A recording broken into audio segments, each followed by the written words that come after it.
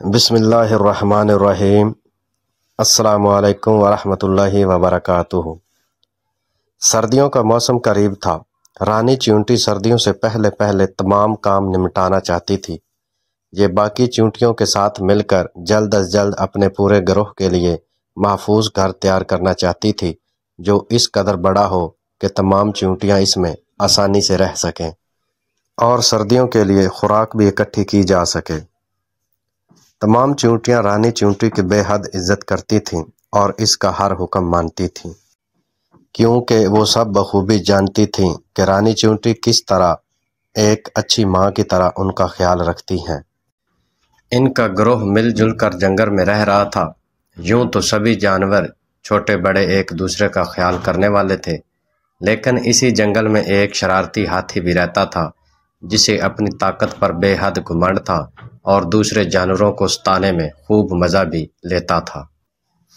ایک روز ہاتھی جنگل میں چہل قدمی کر رہا تھا کہ اس کی نظر چیونٹیوں کی قطار پر پڑی، جو نہایت محنت سے اپنا گھر تیار کر رہی تھیں۔ ہاتھی سمجھ گیا کہ سردیوں کی تیاری کی جا رہی ہے اور ساتھ ہی اس کے ذہن میں ایک شرارت آئی۔ وہ جھیل کے کنارے گیا اور اپنی سونڈ میں ڈھیر سارا پانی جمع کر لایا۔ کچھ پانی پی کر اس نے اپنی پیاس بجھا لی، جبکہ باقی کا پانی سونڈ میں جمع کر کے چیونٹیوں کے گھر کی جانب بڑھنے لگا، جہاں رانی چیونٹی کھڑی اپنی نگرانی میں کام کروا رہی تھی۔ اچانک ہاتھی نے اپنی سونڈ سے پانی کا فوارہ چھوڑا، جس سے بہت سا پانی چیونٹیوں کی ناک پر گر پڑا اور دیکھتے ہی دیکھتے آدھا گھر پانی میں بہہ گیا۔ یہ دیکھ کر باقی چیونٹیوں کو شدید دکھ ہوا، چند ایک رونے بھی لگیں، لیکن رانی چیونٹی کا چہرہ غصے سے لال ہو گیا۔ وہ ہاتھی سے خوب لڑنا چاہتی تھی، لیکن جانتی تھی کہ اس کے وجود میں اتنی طاقت نہیں کہ وہ اس ناانصافی کا بدلہ لے سکے۔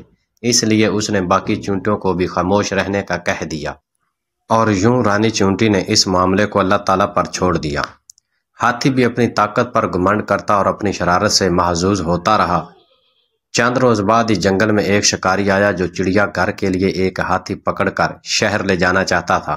صبح سے شام تک اس نے جنگل میں گھوم پھر کر دیکھا اور پھر آخر اس کی نظر شرارتی ہاتھی پر پڑی، تو اس نے اسی کو پکڑنے کا فیصلہ کر لیا۔ وہ طاق لگا کر ایک درخت پر جا بیٹھا اور جو ہی ہاتھی درخت کے نیچے پہنچا، شکاری نے تیزی سے جال پھینک کر اسے پنسا لیا۔ ہاتھی اس اچانک آفت سے گھبرا گیا اور بھاگنے کی کوشش کرنے لگا، لیکن مضبوط جال کو توڑنا اس کے لیے ناممکن تھا۔ ہاتھی سمجھ گیا کہ وہ مشکل میں پھنس چکا ہے۔ شکاری اب اطمینان سے درخت سے اتر کر اپنا بستر لگا رہا تھا۔ صبح اس کے ساتھی گاڑی لے کر پہنچنے والے تھے، جس میں وہ ہاتھی کو ڈال کر شہر لے جاتے۔ ہاتھی اب زور لگا لگا کر تھک چکا تھا اور اس کے لیے اپنے آپ کو اس جال سے چھڑانا بہت ہی زیادہ مشکل ہو چکا تھا۔ اگلے روز صبح سویرے رانی چیونٹی اپنے گروہ کے ساتھ دانے کی تلاش میں نکلی، تو اس کی نظر جال میں پھنسے شرارتی ہاتھی پر پڑی۔ پاس ہی شکاری سو رہا تھا۔ ہاتھی رانی چیونٹی کو دیکھ کر شرمندہ ہوا اور کچھ نہ بولا، لیکن بجائے اس کے کہ رانی چیونٹی ہاتھی کے برے رویے کا بدلہ لیتی، اس نے ہاتھی کی مدد کرنے کا ارادہ کیا اور اپنے گروہ کو ایک جانب چلنے کا اشارہ کیا۔ وہ تیزی سے چوہے کے بل میں گئیں اور اپنے ساتھ اسے لے کر آئیں۔